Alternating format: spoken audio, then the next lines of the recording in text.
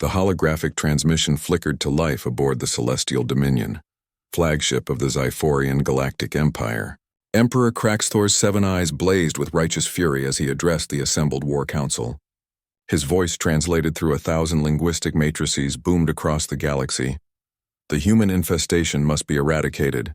They have rejected our generous offer of subjugation. We declare total war upon the species known as humanity.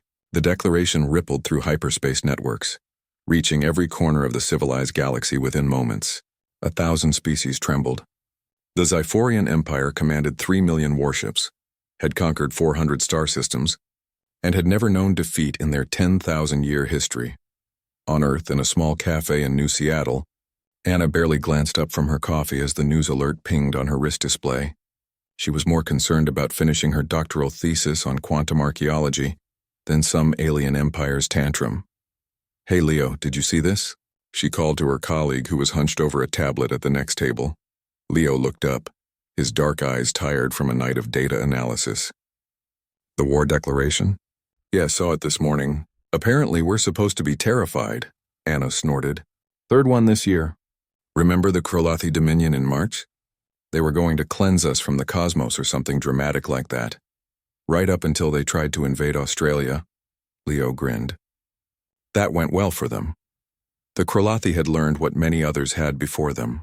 Earth wasn't just humanity's homeworld. It was a death world by galactic standards.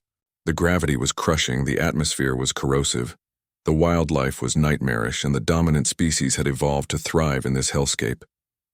The Krolathi's invasion force had been decimated not by human military forces, but by a combination of heat exhaustion, aggressive local fauna, and a particularly nasty strain of Earth bacteria their immune systems couldn't handle. Anna sipped her coffee and returned to her work. She had a deadline. Across the solar system, the response was similarly underwhelming. On Mars Colony Alpha, terraform engineers continued their work reshaping an entire planet's atmosphere. In the asteroid belt, miners kept extracting resources from chunks of rock while dealing with zero-gravity conditions that would kill most galactic species. Near Jupiter, a research station studying exotic physics hardly paused their experiments.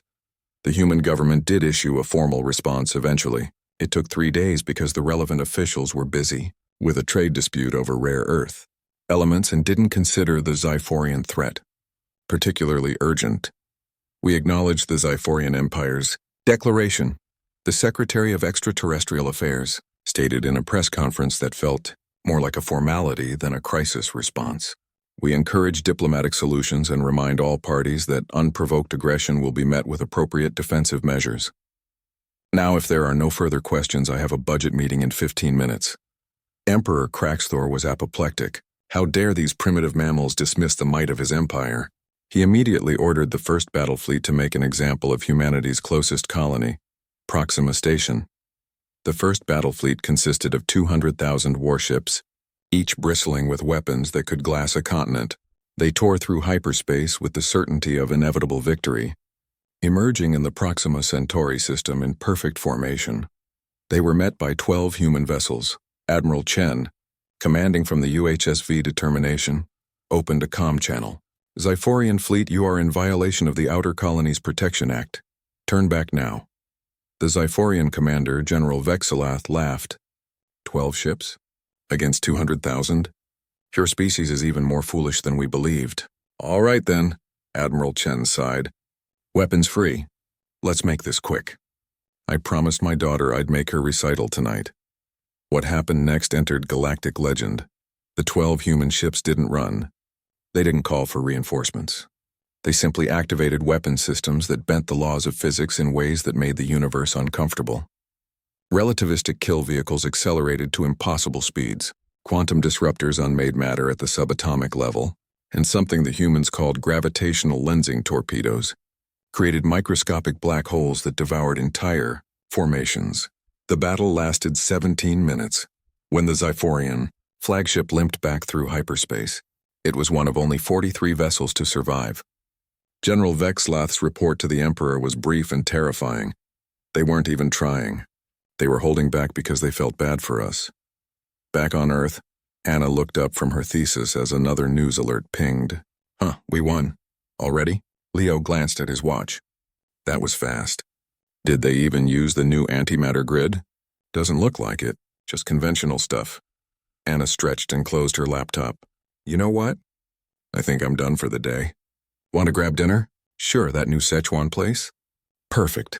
As they left the cafe discussing mundane concerns of food and friendship, neither of them noticed the small detail buried in the news report. Humanity had just defeated what was supposed to be the galaxy's most powerful military force with a minor defensive fleet, and the human military's official statement classified the engagement as a minor border incident requiring no strategic resource allocation.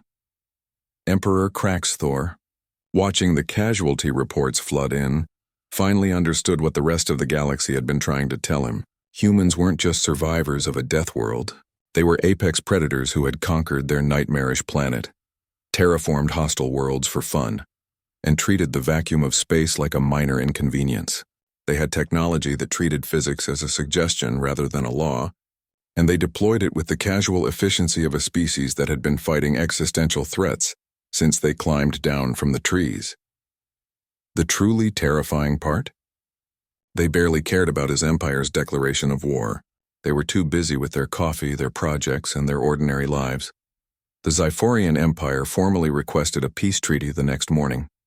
Humanity accepted with the same energy one might RSVP to a mildly interesting party. Anna never did find out that her quantum archaeology thesis, which she submitted 2 days later, contained theoretical frameworks that would accidentally revolutionize, faster than light travel and render half the galaxy's military technology obsolete within a decade. She was too busy planning her next research project.